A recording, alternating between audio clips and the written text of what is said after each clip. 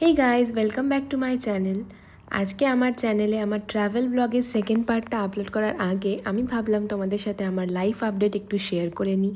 কারণ অনেকে তোমরা আমাকে মেসেজ করেছিলে যে ডেলি আমি কোনো ব্লগ এখন দিচ্ছি না কেন। তো কয়েকদিন ধরে আমার একটু লাইফে অনেক রকম চেঞ্জেস চলছে, কারণ আমরা যেখানে থাকতাম আগে সেখান থেকে আমরা একটা নতুন জায়গায় শিফট করছি। আর সেটা ছিল আমাদের জন্য বেশ একটা হার্ড ডিসিশন, কারণ এই জায়গায় এসে আমরা অনেক বন্ধু পেয়েছি। আহানা নিজের অনেক বন্ধু পেয়েছে, আহানা নার্সারি স্টার্ট করেছে এখানে, আহানা এখানে এসে ফ্যামিলি হাবে নানান রকম এডুকেশনাল প্লে এই সমস্ত জায়গায় অ্যাটেন্ড করতো। তো ওকেও এইখান থেকে আমাদের অন্য জায়গায় শিফট করানোর জন্য ওকেও একটুখানি টাইম দিতে হচ্ছে। আর সাথে এখানে ফেস্টিভ্যালের কথা আর কি বলবো, তোমরা এক বছর ধরে আমার যারা ব্লগ ফলো করেছো তারা জানোই যে এখানে সমস্ত রকমের ফেস্টিভ্যাল কিন্তু খুব ভালোভাবে সেলিব্রেট করা হয়। কারণ আমরা সেন্ট্রাল লন্ডনে থাকতাম এবং হাউন্সলো বলে যে জায়গাটায় আমরা থাকতাম সেখানে কিন্তু আমরা কখনো ফিলই করিনি যে আমরা ইন্ডিয়ায় নেই, কারণ এখানে এত ইন্ডিয়ানস লোক আছে এবং সমস্ত রকম ইন্ডিয়ান ফেস্টিভ্যাল এখানে খুব সুন্দর করে সেলিব্রেট করা হয়। তাই আমরা কখনোই এখানে ফিল করিনি যে আমরা ইন্ডিয়া থেকে দূরে আছি। ইভেন এই বছরের গণেশ চতুর্থীও তোমরা দেখতেই পাচ্ছ যে কত লোক একসাথে গণেশ বিসর্জনের জন্য বেরিয়েছে এবং ম্যাক্সিমাম লোকই কিন্তু ইন্ডিয়ানস এখানে। আর আরও একটা বড় ফেস্টিভ্যাল এবার আমি জানতে পেরেছিলাম, তো সেখানেও আমি চলে গেছিলাম। তো সেটা তোমাদের সাথে শেয়ার না করলে মিস হয়ে যাবে।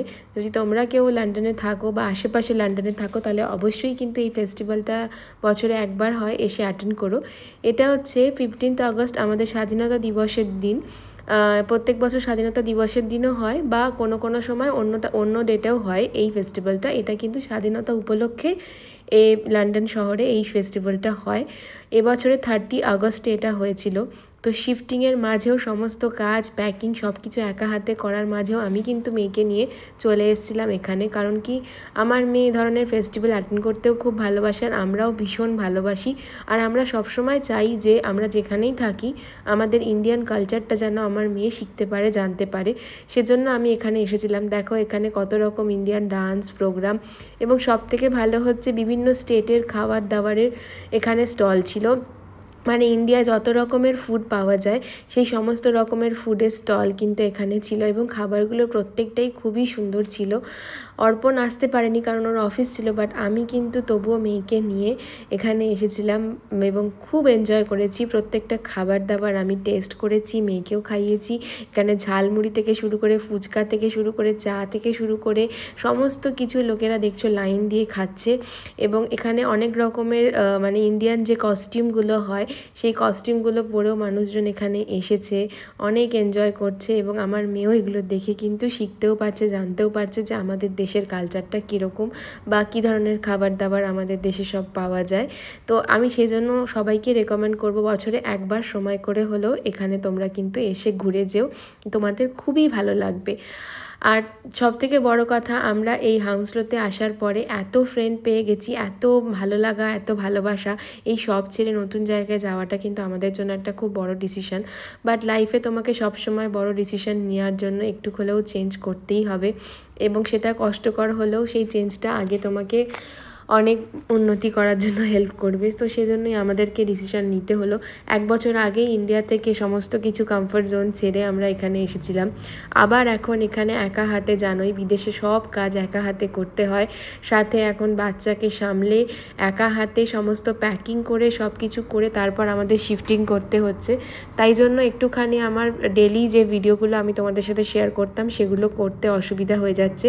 এবং আমরা নতুন বাড়িতে যেখানে এসেছি সেই জায়গাটা আমাদের জন্য পুরো নতুন। যদিও আমরা লন্ডন থেকে খুব দূরে আসিনি, লন্ডনের কমিউটেবল টাউনেই এসেছি, বাট তবুও জায়গাটা আমাদের জন্য নতুন এবং এখানে এখনও ওয়াইফাই কানেকশান আমাদের বাড়িতে আসেনি। তাই ভিডিওগুলো পোস্ট করতে একটু দেরি হয়ে যাচ্ছে। ফোন নেট দিয়ে যতটা সম্ভব আমি ছোটো ছোটো করে তোমাদের সাথে ভিডিওগুলো শেয়ার করছি, বাট আমি আমার সমস্ত ভিডিও তুলে রেখেছি যাতে তোমাদের সাথে পরে সেগুলো আমি শেয়ার করে দিতে পারি। তো দেখো সারা রাত আমরা দুজনে মিলে প্যাকিং করেছি এবং সকালে আমাদের গাড়ি চলে এসেছিলো, মালপত্র চলে গেছে এবং ঘরটা ফাঁকা হয়ে গেছে বলে আহানার খুব মন খারাপ হচ্ছে যে ওর সব জিনিস কেন চলে গেছে। তো আজকে ছিল ওর একটা ফ্রেন্ডের বার্থডে, থ্যাংক গড কি আজ দুপুরবেলাটা ওকে আমায় নিয়ে বাড়িতে থাকতে হয়নি। কারণ আমাদের বাড়িতে যেখানে আমরা থাকতাম সেই বাড়িটা ছাড়ার আগে আমাদেরকে সেটা প্রপারলি ক্লিন করে দিতে হবে। কারণ এখানে হচ্ছে তুমি যদি বাড়ি প্রপারলি ক্লিন করে না দাও তাহলে এস্টেট এজেন্ট তোমার ডিপোজিট অ্যামাউন্ট থেকে অনেক বড় একটা টাকা কেটে নেবে সেই ক্লিনিংয়ের জন্য। তো সেজন্যই আমরা প্রফেশনাল ক্লিনার বুক করেছি, যে ক্লিনার আসবে বিকেলবেলায় ঘর ক্লিন করতে। তো তার আগে দুপুরবেলায় আমি মেয়েকে নিয়ে চলে এসেছি, ওর একটা ফ্রেন্ডের বার্থডে ছিল সেখানে। কারণ এখানে শাহানা প্রচুর ফ্রেন্ড পেয়েছিল, আমিও প্রচুর ফ্রেন্ড পেয়েছি, এবং তারা সবাই এত বেশি ওয়েলকামিং যে নিজের সত্যি কথা বলতে ফ্যামিলি বা বন্ধুবান্ধবদেরকে খুব বেশি কিন্তু আমরা মিস করিনি এখানে এসে, কারণ এই জায়গাটা আমাদেরকে অনেক কিছু দিয়েছে। তো এখন হয়তো আমরা আবার নতুন করে যেখানে যাব সেখানে কেমন লোকজন পাবো জানি না, কিন্তু খুব মিস করবো এই জায়গাটাকে। তো আজকে তাই আহানাকে নিয়ে চলে এসেছিলাম যাতে ওর মনটা খারাপ না হয়, কারণ ও যখনই ঘরে ঢুকছে তখনই দেখছে ওর সমস্ত জিনিস চলে গেছে। ও বারবার জিজ্ঞাসা করছে, মা কেন আমার জিনিসগুলো চলে গেল, সবাই গাড়ি করে নিয়ে চলে গেল আমার জিনিসগুলো, আমি কখন যাব, বা বাবা কোথায় গেছে। তো ওর মনে অনেক প্রশ্ন। তো ওর ছোট মাথায় এত বেশি চিন্তা বা চাপ আমি দিতে চাই না, সেজন্য আমি আস্তে আস্তে ওর চেঞ্জেসগুলো ওকে বলছি। তাই এখন নিয়ে এসেছিলাম বার্থডে পার্টিতে। সেখানে দেখছো এখানে একজন অ্যাক্টিভিটিস এসেছে, যে বাচ্চাদেরকে বসে অ্যাক্টিভিটি করাচ্ছে, তাতে বাচ্চারা খুবই এনজয় করে, এবং আহানাও ফ্রেন্ডদের সাথে কিন্তু খুব এনজয় করছে, দেখতেই পাচ্ছ। আজকে যে বার্থডে পার্টিটায় এসেছি সেই বেবিটার নাম হচ্ছে রোসা, ওর 3 বছরের বার্থডে। এর সাথেও আমাদের হাউসলোতে এখানে এসেই আলাপ হয়েছিল। দেখো বাচ্চারা কি তাড়াতাড়ি বড় হয়ে যায়। এই কদিন আগে আহানাও 2 বছরের বার্থডে হলো, আর তারপরে দেখো দেখতে দেখতে আর 2-3 মাস পরে ওরও 3 বছরের বার্থডে চলে আসবে। তো দেখতে দেখতে যেন চোখের পলকেই আমাদের 1 বছর কেটেও গেল লন্ডন আসা, আর ওর বয়সও 1 বছর বেড়ে গেল। কীরকম অদ্ভুত লাগে না। এই যে এই মেয়েটিকে দেখছো, যার কেক কাটিং হচ্ছে, ওর নাম রোসা। ওরই আজকে 3 বছরের বার্থডের জন্য আমরা এখানে এসেছি ওকে বার্থডে উইশ করতে। সত্যি কথা বলতে বাচ্চাদের জন্য কিন্তু মানে বাচ্চারা অনেক বেশি কিছু চায় না, বাচ্চারা মানুষজন ভালোবাসে, বন্ধুবান্ধব পেলেই কিন্তু ওরা সব কিছু ভুলে যায়। তো সেই জন্য আহানা সকাল থেকে যখন ওর জিনিসপত্র চলে যাওয়ার পর ক্র্যাঙ্কি হয়ে যাচ্ছিল, দুঃখ করছিল, এখানে এসে কিন্তু ওটা ও অনেকটাই ভুলে গেছে।